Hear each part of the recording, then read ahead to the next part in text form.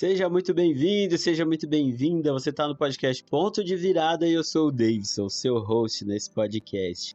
Olha, para começar o papo de hoje, eu quero fazer aquela pergunta de sempre. Como é que você está se sentindo hoje? E me responde aí, de verdade. Porque é muito engraçado, né? A gente vive no automático, na correria, a gente cumpre as tarefas, corre para um lado, corre para o outro. Muitas vezes esquece de fazer uma pausa para se conectar com o nosso próprio eu, né? E geralmente quando alguém pergunta, tá tudo bem? Nós respondemos, tá tudo bem. Mas a gente não pensa de verdade se nós estamos nos sentindo mesmo bem, né? No dia de hoje eu me sinto muito bem e me sinto curioso. Curioso para saber como é que você tá, para mergulhar nesse tema, curioso para as viradas que a vida nos reserva e que ela nos traz também. E o episódio de hoje é um tanto quanto pessoal, eu diria, né? Hoje o Ponto de Virada vai discutir sobre corrida de rua. Para quem me conhece sabe o quanto eu sou um apaixonado por isso. Eu comecei a correr por questões de saúde, buscando um objetivo para me manter mais ativo e mais motivado, né? Para mim poder ter mesmo um objetivo mais claro, não só sobre a corrida, mas também sobre todas as outras execuções e a manutenção das minhas disciplinas ali e das tarefas do dia a dia. A corrida acabou se tornando para mim uma fonte inesgotável de energia, realmente. Onde eu trabalho minha mentalidade, sabe? As minhas emoções, eu mantenho a minha saúde mental em dia mesmo quando eu tô correndo. Mas nos últimos tempos, uma pergunta tem surgido aí pela internet, né? Correr é moda? Ou será que correr é raiz? Ou correr é uma tendência? De repente a corrida brotou nos algoritmos de todas as redes sociais aí. Eu considero o esporte mais democrático, né? E talvez seja por isso que para esse momento o ciclo do esporte gira em torno dela. É mais barato, eu percebo que depois da pandemia também ficou ainda mais acessível. Todo mundo precisava de uma válvula de escape para aquele momento e correr era o esporte mais simples de se fazer. No entanto, é inegável que algumas questões surgiram aí. O tênis de corrida da moda, aquele mais caro, ele virou um verdadeiro objeto de desejo aí para o consumo. O despertador da maioria das pessoas hoje toca um pouco mais cedo no domingo para poder correr. As provas de rua têm uma fila literalmente para cruzar a chegada e todo mundo fazer a sua fotinho ali, né? O mundo inteiro tá querendo essa imagem. Mas você quer saber? Se é moda ou se é tendência do momento, para mim, de verdade, tá tudo bem. Porque eu acredito que o fato da corrida, pelo número de participantes em provas, que tem se mostrado bastante alto, né, e em franco crescimento também aí nos últimos anos, mesmo se for moda, é uma moda muito saudável. É uma moda que tem feito bem para quem adere, mesmo que o gatilho inicial seja por estética ou, como nós percebemos aí pós-pandemia, pela saúde mental. Mesmo que o gatilho seja só a vontade de postar uma selfie de corredor suado, vestido a camisa da prova ou com o número do peito, né, que é tão gostoso carregar aquele número de peito, ainda assim faz um bem enorme para o cérebro e para a vida, para o dia a dia das pessoas. A ciência é bem clara quanto a isso. A atividade física melhora a memória, aumenta a produção de neurotransmissores e estimula a liberação de proteínas importantes para os neurônios. Então, literalmente, quando nós corremos, né, ou quando nós praticamos atividades físicas, nós estamos alimentando os nossos neurônios enquanto a gente se exercita. A Organização Mundial da Saúde afirma que praticar de 150 a 300 minutos de atividades moderadas ou metade desse número em atividade de alta intensidade é necessário para a gente manter uma boa saúde. Por isso eu digo, sim, a corrida é a rede social da saúde. Apesar de muitas vezes se começar por isso, né, só para poder postar em outras redes sociais, corrida é um movimento que melhora a nossa saúde, é um movimento positivo para a sociedade. E por que eu digo que é a rede social da saúde? Na corrida a gente faz amizade, a gente se fortalece, um dá força para o outro.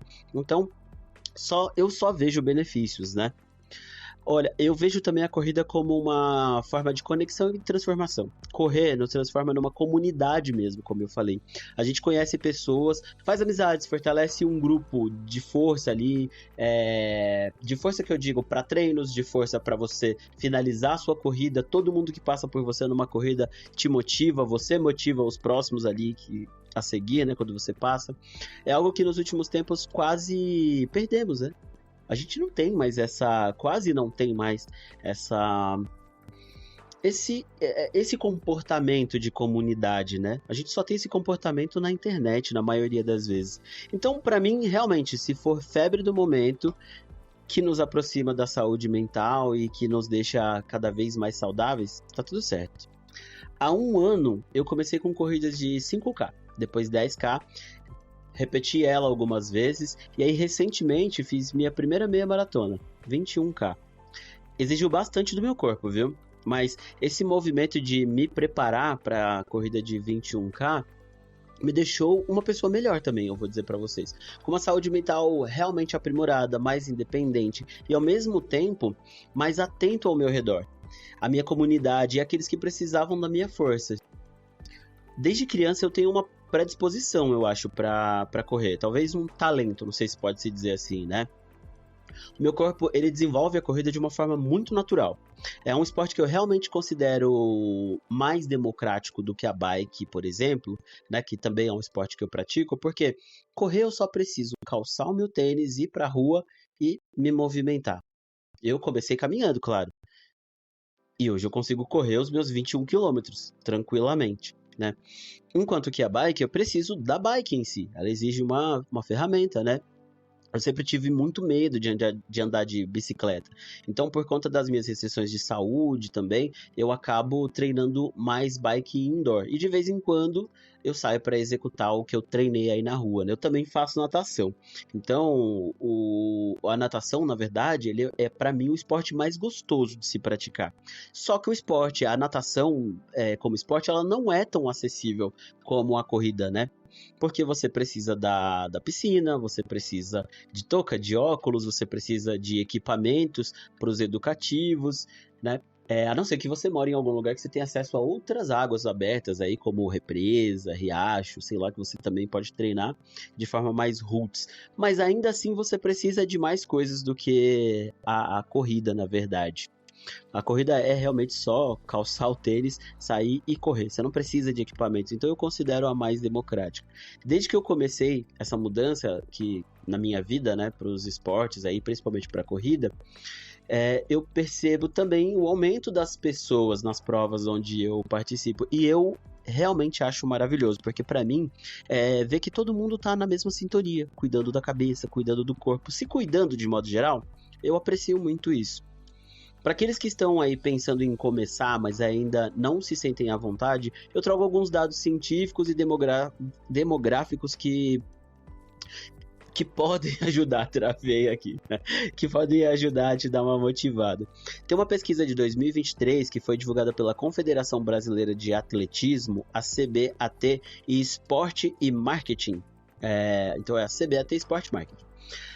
Olha, essa instituição ela apontou um crescimento significativo do número de corredores de rua no Brasil, com mais de 7 milhões de praticantes. Esse aumento se deu especialmente após a pandemia, quando as pessoas buscaram atividades físicas que pudessem ser feitas ao ar livre e individualmente, favorecendo aí a saúde física e mental, para não deixar de praticar, né? Um estudo publicado no Journal of the American College in Cardiology vou tentar de novo. Journal of the American College of Cardiology demonstrou que correr por apenas 5 a 10 minutos por dia, mesmo que em ritmo moderado, pode reduzir significativamente o risco de doenças cardiovasculares e prolongar, na real, a expectativa de vida. Isso reforça o que a Organização Mundial da Saúde preconiza sobre os 150 até os 300 minutos de atividade moderada, né? A corrida também tem um impacto muito positivo comprovado na saúde mental. Tem estudos que indicam que ela pode ser tão eficaz quanto a terapia para tratar alguns sintomas de depressão e ansiedade leve e moderada. A liberação de endorfinas, conhecidas na verdade como hormônios da felicidade, durante e também após a corrida, contribui para a melhora do humor, redução do estresse. Além disso, a disciplina e a conquista de metas que a corrida nos promove acaba nos dando um senso de autoeficiência e autoestima muito maior, né?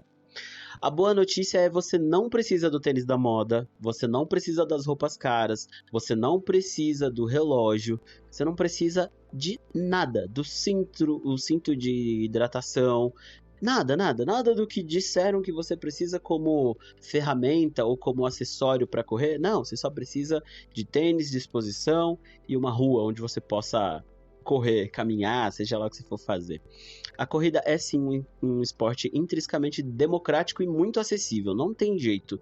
Você só precisa de tênis, você só precisa calçar e só precisa dar o seu melhor. Se você não se apegar às tendências aí de consumo, fica um esporte barato sim, e com certeza melhora muito a sua cognição, sua saúde, a sua concentração e a sua autoestima. Bacana, né?